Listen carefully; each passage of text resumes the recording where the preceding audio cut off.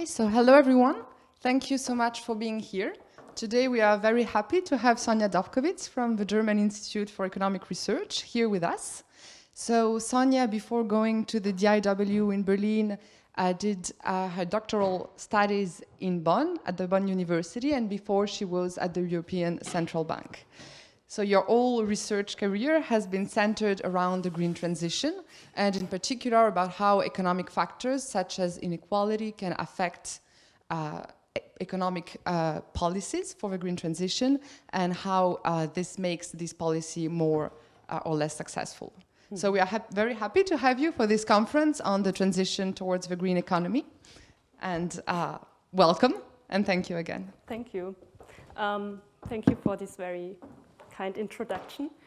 Alors, mesdames, messieurs, je suis très honorée d'être invitée à présenter ma recherche devant vous. Merci pour votre intérêt pour mon travail. Et merci aussi pour votre politesse et patience à l'égard de mon français. Mais comme je ne veux pas écorcher vos oreilles, on va continuer en anglais. Alors, so thank you very much for being here and for having me.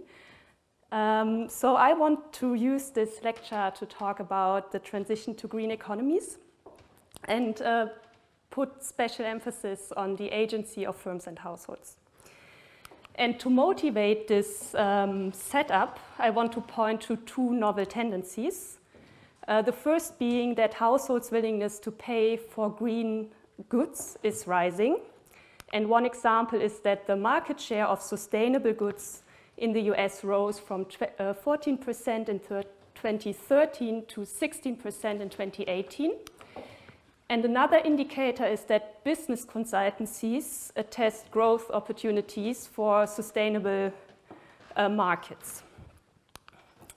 And the second tendency is that policies relying on and encouraging responsible consumer behavior are emerging. So here the idea being that to encourage or enable consumers to make an informed consumption decision can help enforce good business practices and lower environmental pollution. And that is without classic tax instruments. One example are name and shame strategies. For example, the Dodd-Frank Act 1502, which was adopted in 2010 in the US. And that requires publicly listed firms to disclose the use of minerals from conflict-prone and high-risk areas. And another example of a policy that targets consumer awareness behavior is the Sustainable Consumption and Production Action Plan, and afterwards developed further. And in this action plan, the EU Commission actually directly emphasizes to target consumer awareness and to enforce good production practices.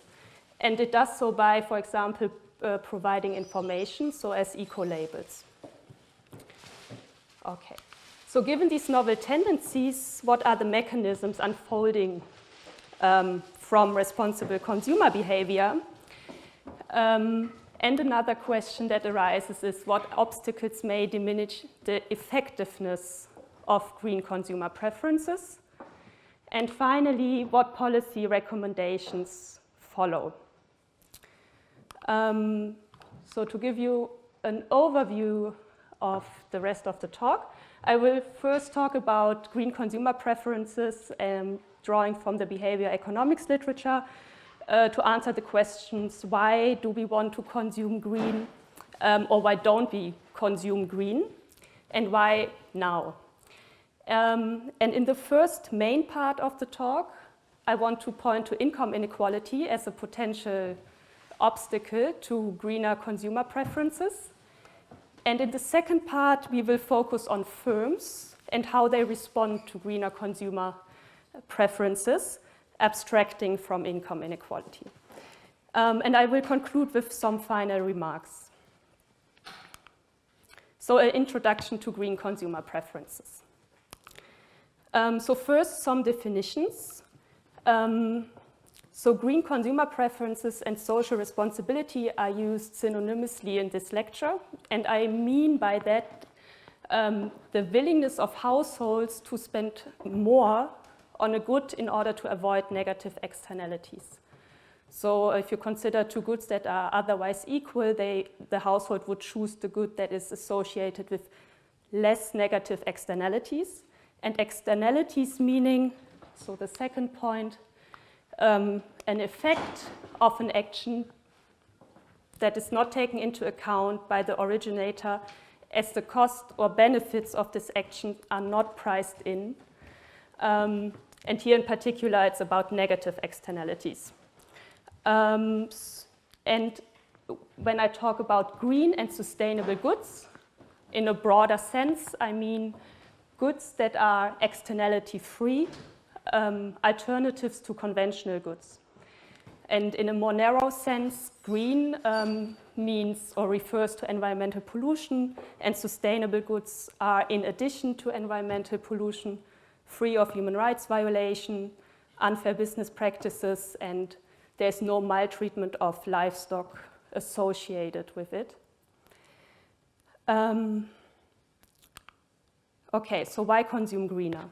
So environmental and social concerns are one reason for why households want to consume greener goods or sustainable goods.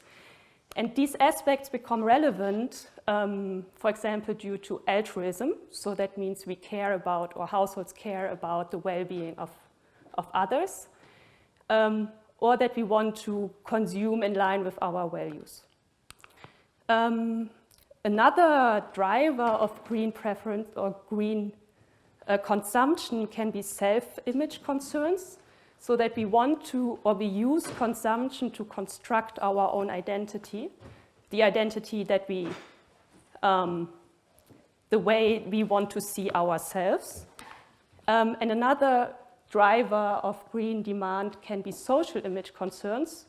So relatedly to self-image concerns, social image concerns means that I want to either distinguish myself from a certain social group, or I want to show that I'm part of a certain group by the way I consume.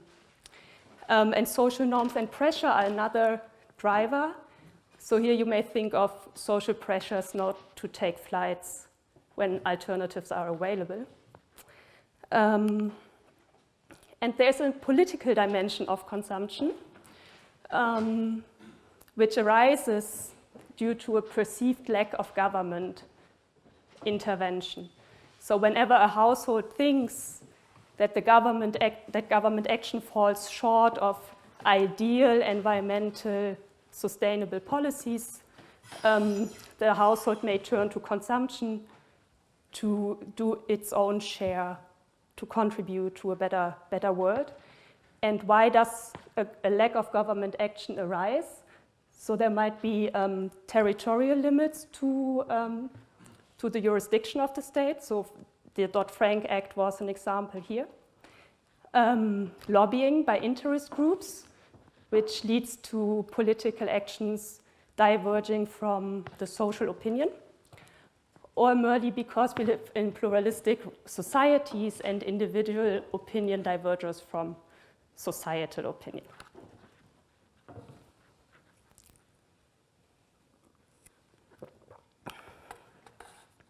Okay, so and why does consumption become greener nowadays? So there are stronger concerns about the environment and also about social pressures.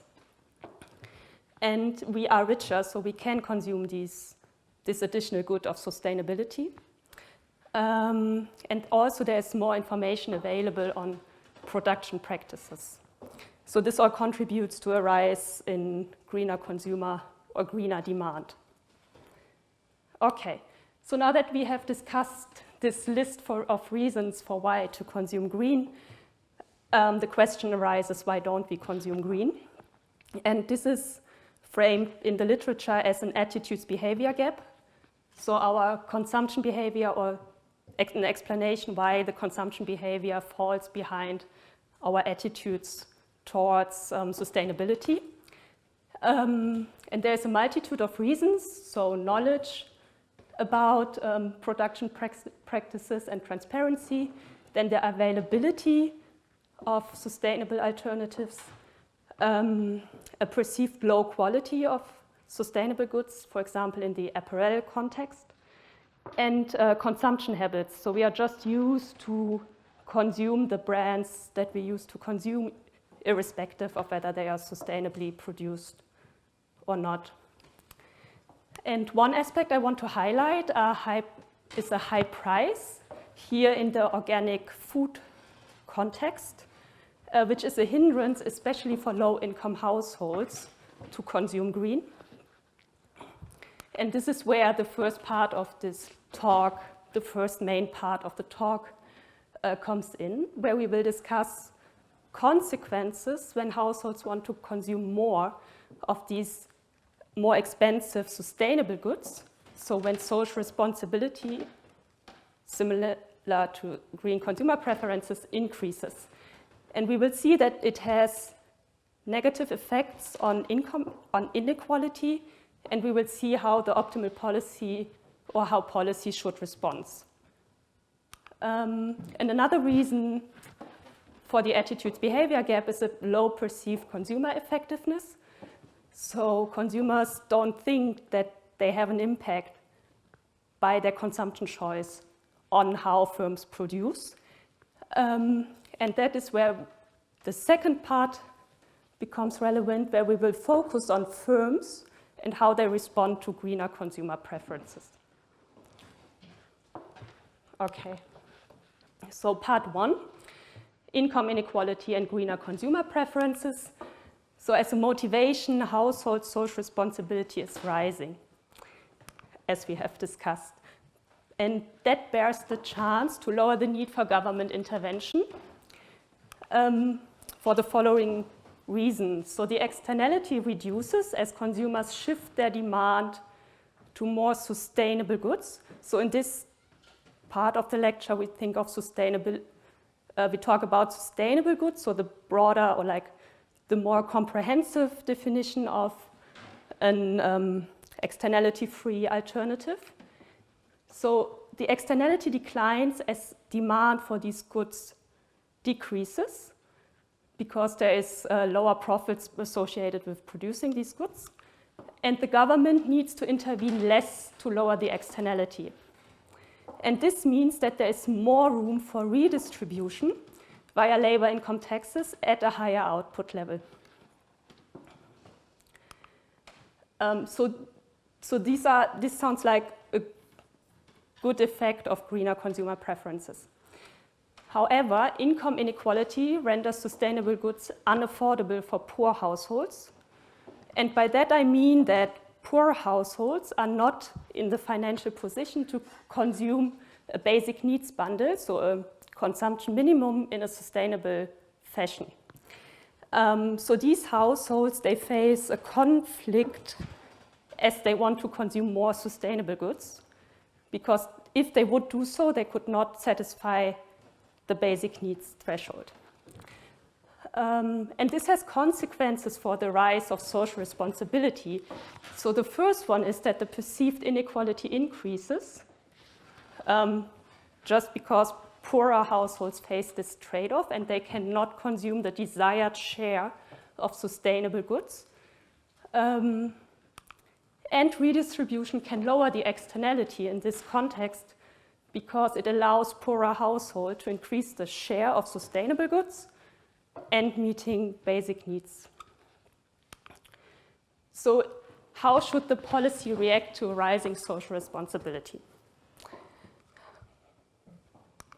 And to motivate why this question is relevant, I show you here the distribution of income in the US in 2018 with the blue bars, and I indicate the necessary expenditures for a sustainable basic needs bundle.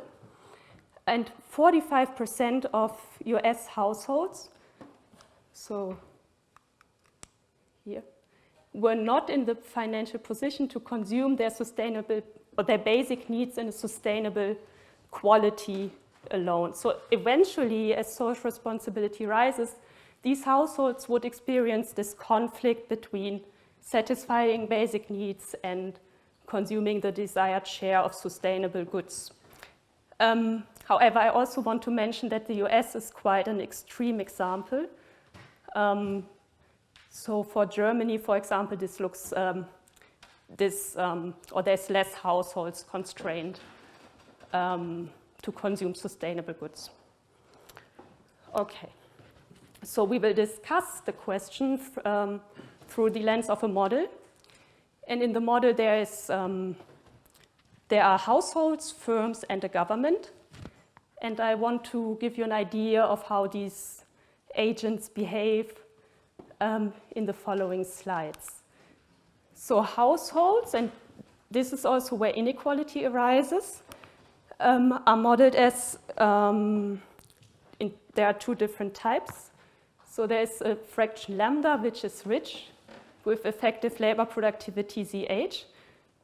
So meaning for each hour of labor this type of household supplies, they effectively have a productivity of ZH. Or they effectively work ZH hours if you want. And the fraction 1 minus lambda is poor, with effective labor productivity that is smaller than that of a rich household. And this implies that we have income inequality in this model. And households choose a combination of sustainable goods, CSI, and non-sustainable goods, CNI, for consumption.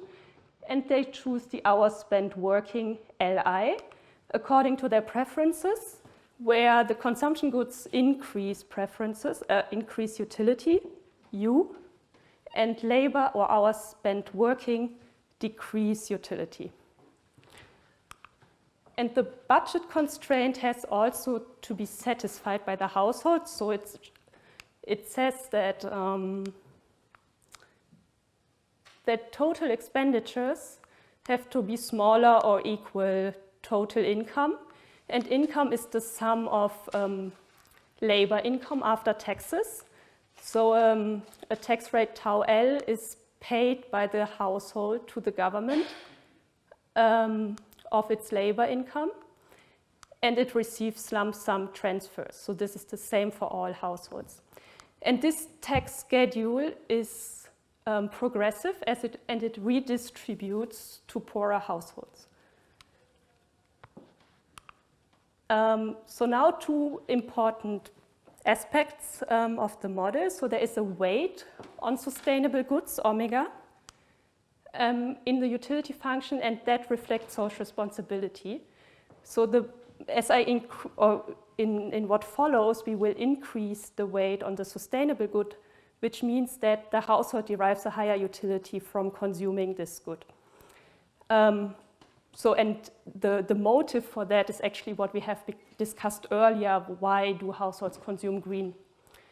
Okay, so this is the measure of social responsibility.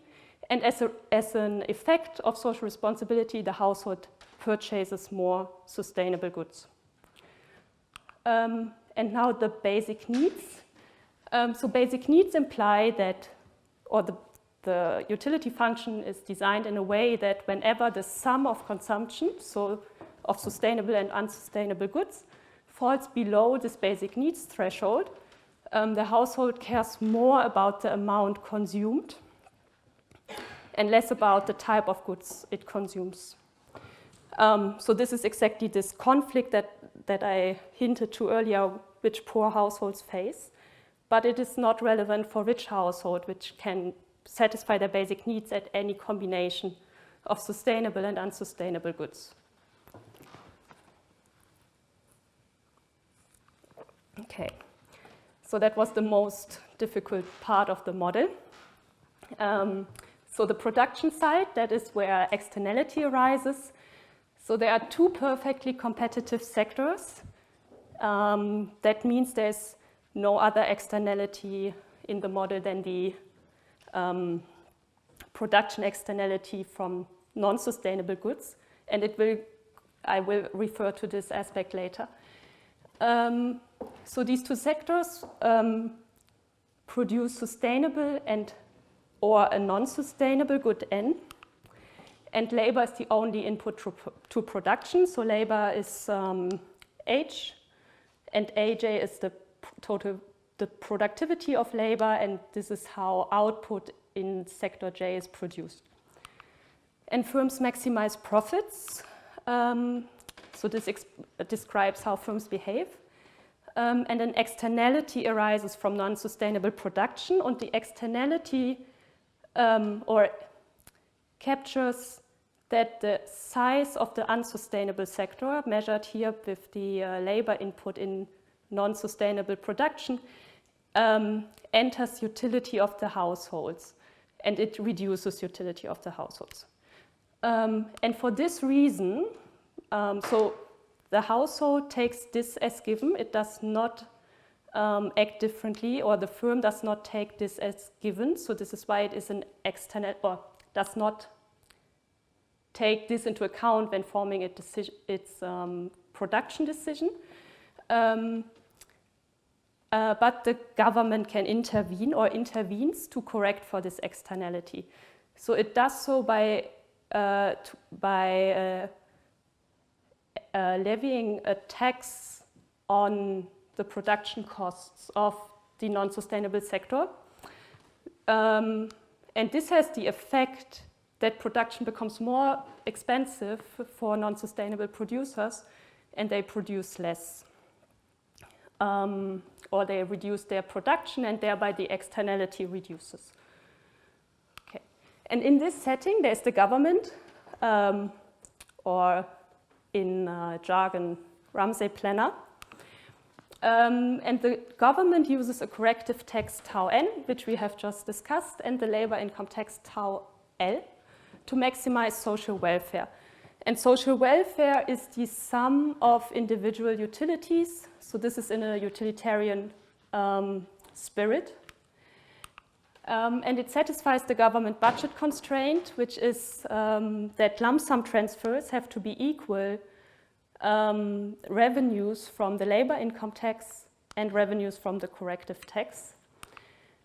And the government takes into account the behavior of firms and households.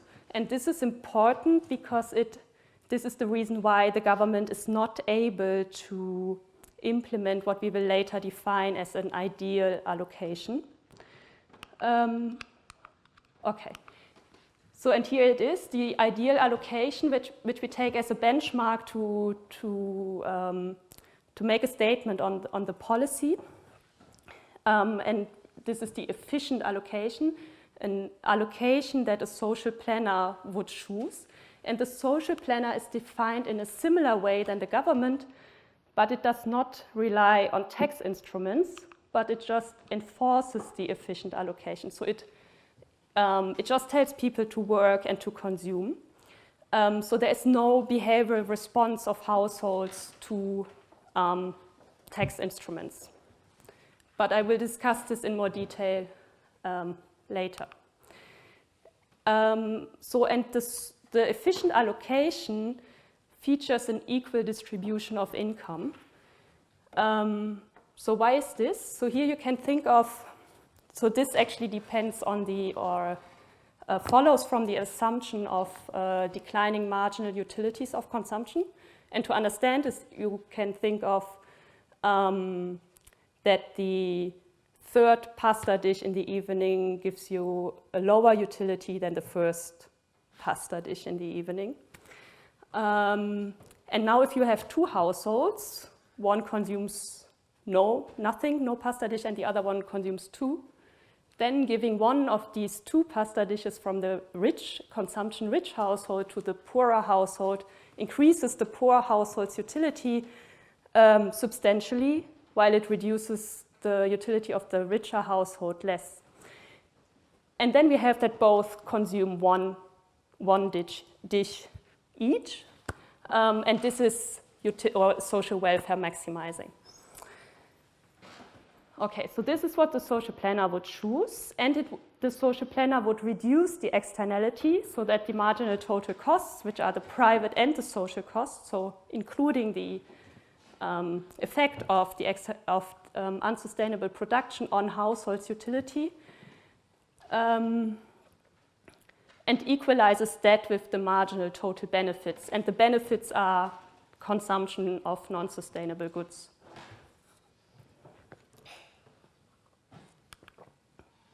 So the policy trade-off. So now we will discuss why the government's or Ramsey planners allocation falls short of the social planner allocation.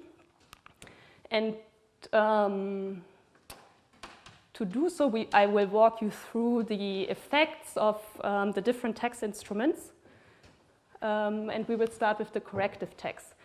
So the corrective tax is chosen, or the trade-off which defines the level of the corrective tax is that on the one hand, it reduces the externality, so this is the gains, but it also reduces output. And this is traded off in determining the level of the corrective tax. So the externality gains is that the corrective tax makes non-sustainable production more expensive.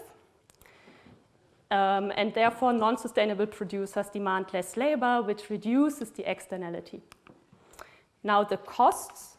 So there are two costs. So first, with the corrective tax, allocation of labor is no longer the most productive. And to understand this, we make the assumption of declining returns to labor.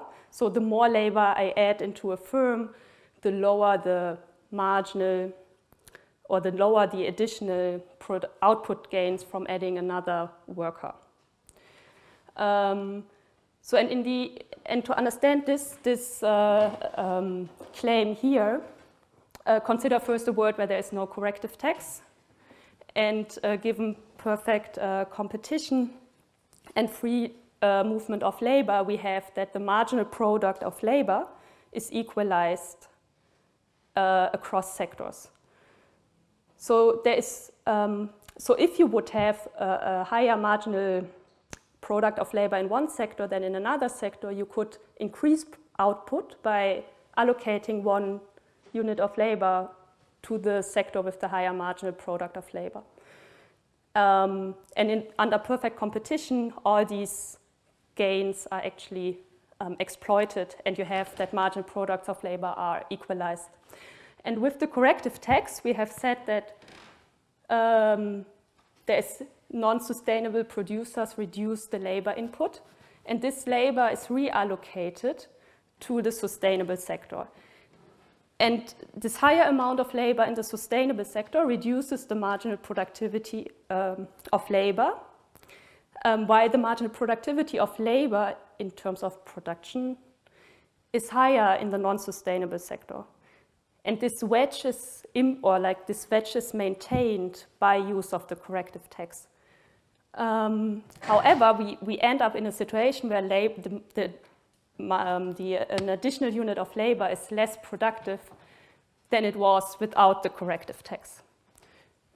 So therefore, the corrective tax lowers output. So it could be increased by reallocating labor, but we don't do it because of the externality.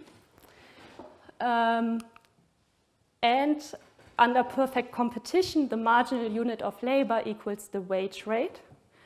So we have just discussed that the wage rate declines.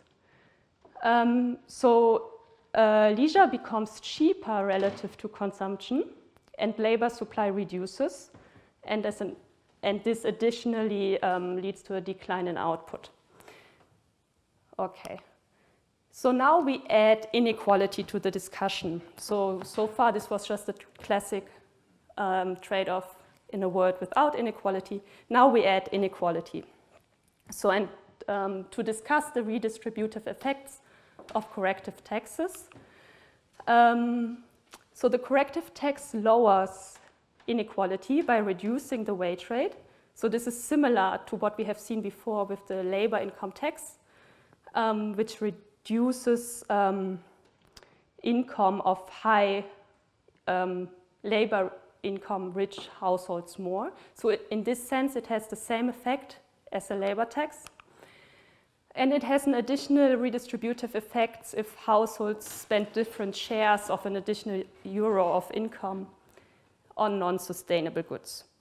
And so this is also a quite dense slide, but it will just help us to understand the results later. And if you want to have a more detailed read, I would recommend you to read this paper, Jacobs and van der Ploeg. Okay, so now we look at the effects of labor income taxes. So the optimal degree of redistribution via labor income taxes is described by the equity efficiency trade-off. So the equity gains are that I redistribute from rich to poor households. So this is what I explained with the pasta dish before. And then there's efficiency costs. So in particular, that households reduce labor supply as the after-tax wage rate reduces. And this is but there are distinct effects adding or reducing this efficiency or describing the labor response to the labor income tax. So one is the substitution effect, which I just explained. So when the wage rate declines, leisure becomes cheaper and households reduce labor supply. But there's also an income effect which runs counter the substitution effect. So as income reduces, I consume less, so the marginal gains of consuming more increase, so that make the additional unit of labor more valuable. And however, this effect is then countered through higher lump sum transfers, and generally we find that labor supply, or in these models, that labor supply declines as the wage rate falls, so as labor is taxed more. So to finish this theoretic part, we will now discuss the effects of labor income taxes on the externality. So the labor income tax lowers output because consumption becomes, and as a consequence, consumption becomes more valuable, and therefore we want to reduce the externality less. So we are not willing to give up the same amount of consumption to reduce the externality. On the other side, we have that the labor income tax reduces the externality merely by lowering output, so production overall. And also there is this channel of redistribution, which I already referred to in the introduction to this part. So by allowing poor households to consume more of sustainable goods, you can reduce the externality on aggregate. But so it must not only be the case that redistribution to the poor is also has a negative effect on the externality. It could also be that depends on the exact amount of income and prices. But we can conclude that redistribution has an effect on the shares of sustainable and non-sustainable production. Okay, so having all this in mind, we will now turn to the results. And the results here are or represent the effects of a rise in social responsibility in a model that is calibrated to the US in 2018.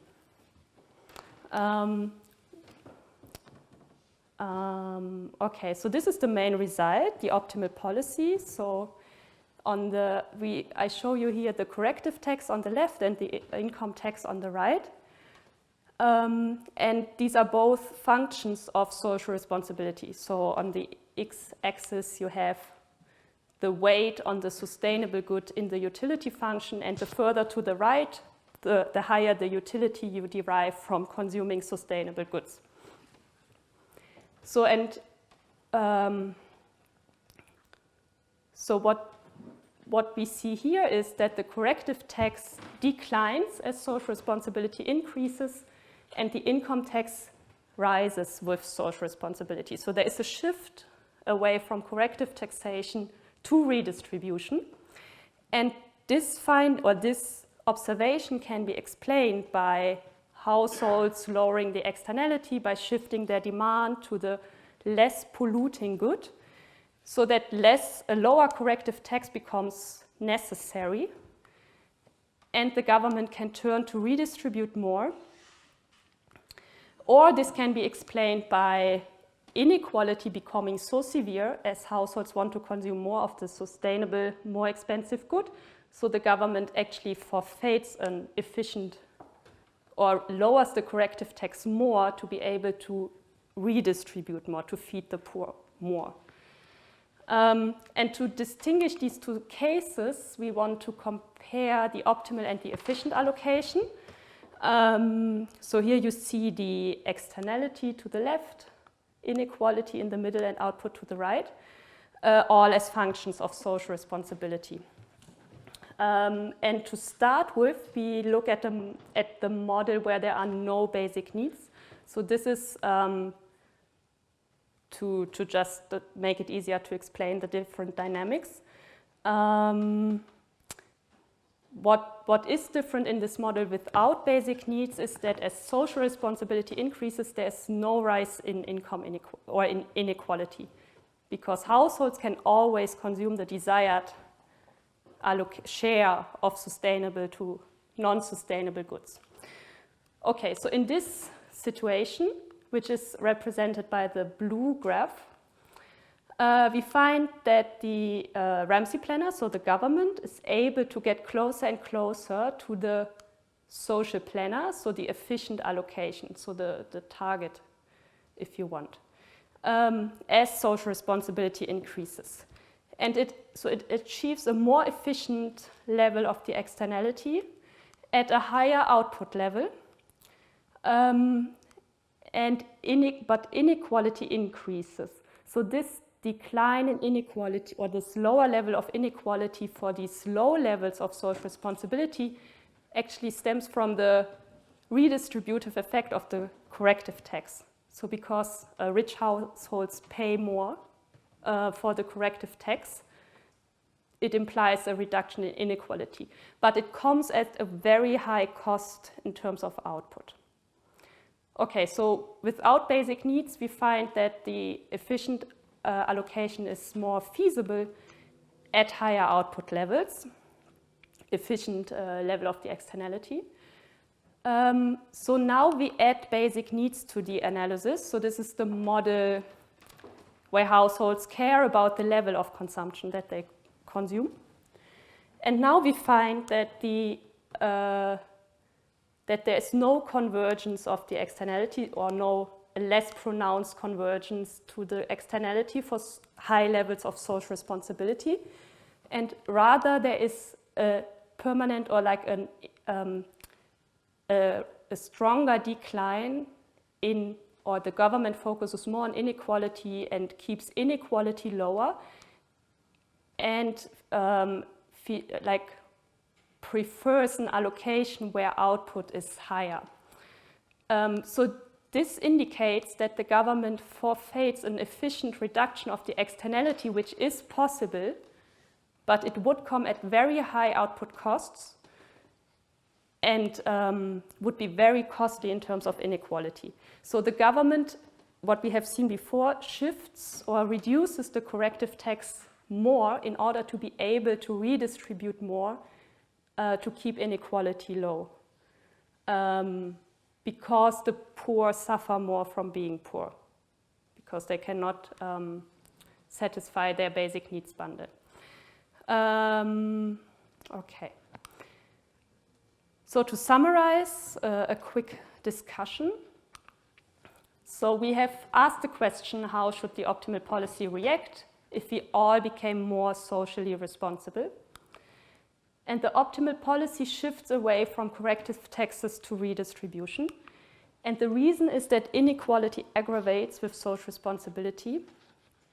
And therefore, the government actually forfeits an efficient reduction in the externality.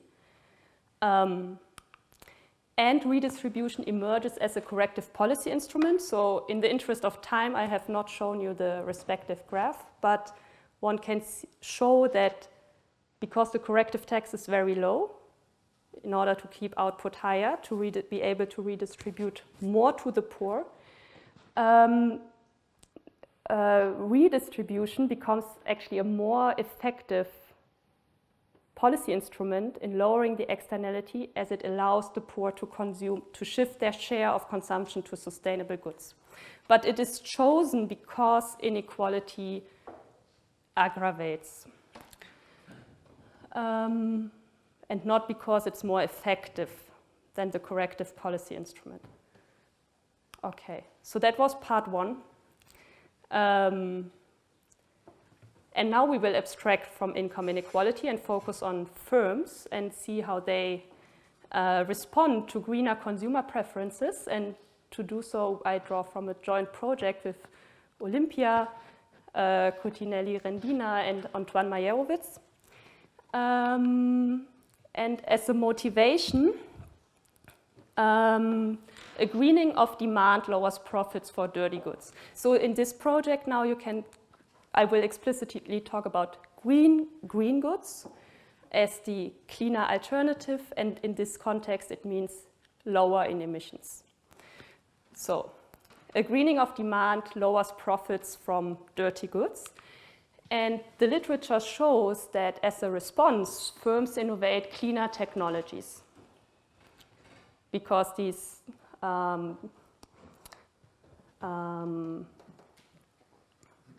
because this shift in demand also increases competitive pressures in the dirtier sector, it is profitable for firms to innovate cleaner technologies. However, lobbying could be another response to protect profits, or this is a question, yeah. And lobbying being the action to try to persuade a government official in an attempt to influence some action proposed to be taken. And why could lobbying be of interest in response to a greening of demand? So lobbying can be used to impede costly environmental regulation, which is especially costly once dirty or profits decline. And lowering environmental standards could also help to be considered clean, especially valuable if households want to consume clean.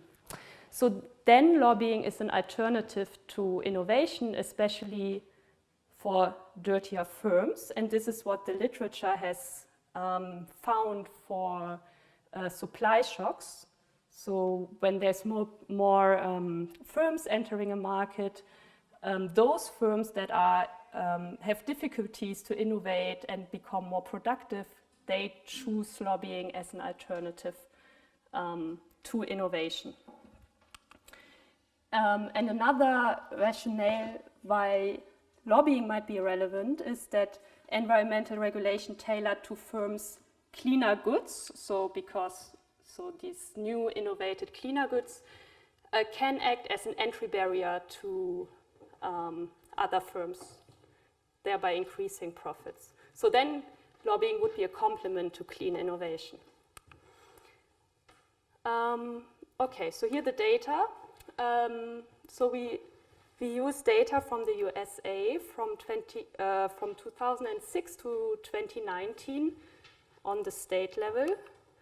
And to proxy green preferences, so to measure green preferences, we use Google Trends data, and Google Trends gives us how often certain terms are searched. So it gives you an idea about the interest, the general interest in these terms. So we choose climate change, recycling, and electric cars. And one can show that the search frequency is a good proxy of concerns about the environment, even though we do not know the intention with which these terms are searched. And then we use natural catastrophes or disasters to instrument shifts in green preferences. I will come back to this later. And then sales data of the automobile industry to construct a measure of firms' exposure to greener preferences. So we measure the green preferences on the state level, and by summing up green preferences according to the importance of a certain market, of the distinct markets on the firm level, so by using the share of the sales which come from a certain geographic area, we can construct the exposure of firms to greener preferences. And then we use information on patents and lobbying expenses on the firm level. So these are our outcome variables. So patents meaning clean or dirty innovation, and lobbying expenses are lobbying expenses. So the methodology. So our goal is to measure how firms respond to greener consumer preferences. And to measure this, we compare firms that experience a change in their consumers' preferences to a firm that does not experience such a change. However, there are two concerns in just comparing such different firms. So consumers might have greener preferences just because the firm where they buy, where they are customers, behave differently. So then we would not measure the effect of the response of the firm, but rather the response of the household.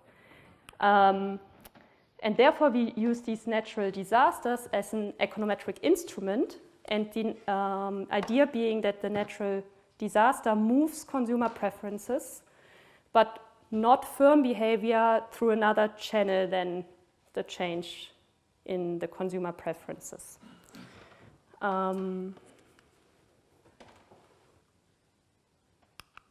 Okay, and another concern is confounding factors. So it could be that firms exposed to greener consumer preferences are also systematically different in other dimensions.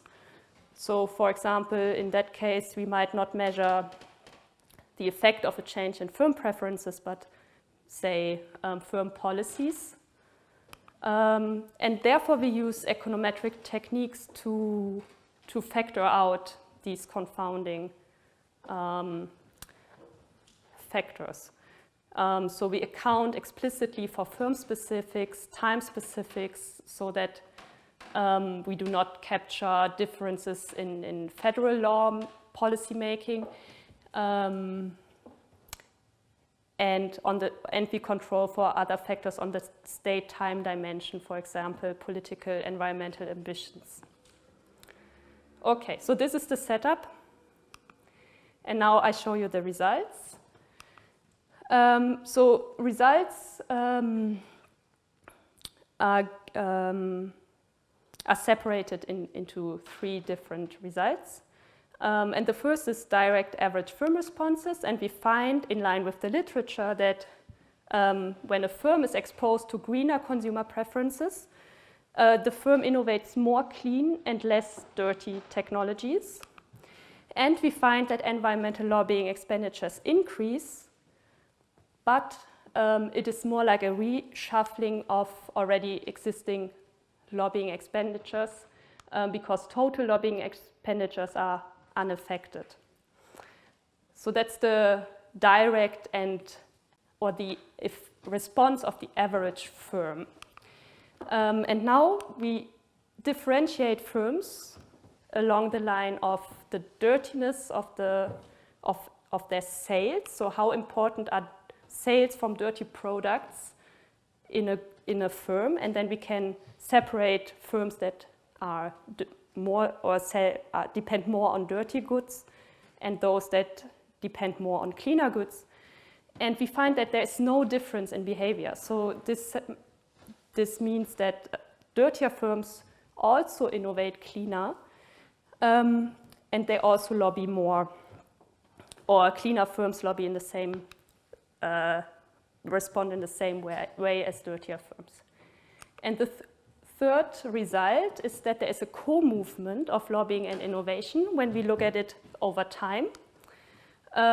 So this is the time after the change in consumer preferences, which occurs here. And the graph shows you clean innovation. So clean innovation increases as household preferences become greener. And it also is positive in the medium run. And there is this negative response of clean innovation in between the short, or like at the end of the short run. And we argue that this is due because firms file patents of clean innovations that they would otherwise file here already early on to have a competitive advantage, or to make sure that the clean innovation is their patent. And now we contrast this with environmental lobbying, and environmental lobbying moves pretty much the same as clean innovation. So there's a rise in environmental lobbying early on and also in the medium run. And this suggests that clean innovation and environmental lobbying are complements. And I will discuss this now. So what have we seen? So a demand shock is effective in moving production to cleaner technologies, and not only for clean firms, but also for dirty firms. And lobbying is, as a result, not an escape route for those firms for which cleaner innovation is presumably more difficult. And this is in stark contrast to the literature on supply shocks, which finds that lobbying is an alternative to becoming more productive, to innovate more. And then the second aspect I want to discuss is that environmental lobbying complements clean innovation. This suggests that firms protect their cleaner market segments from further competition by tailoring environmental standards to their new clean technologies. So this also suggests that it is pro-environmental lobbying. So we have seen that firms raise their environmental lobbying expenditures, but we do not know of what kind. So I said it suggests itself that it is pro-environmental lobbying, but we are not yet sure. So if it is pro-environmental lobbying, we would actually have a double dividend of greener consumer preferences in the following sense. So we have this direct positive effect on clean innovation, and we also have an indirect effect because firms that innovate cleaner also raise environmental standards, which could lead to other firms also innovating cleaner.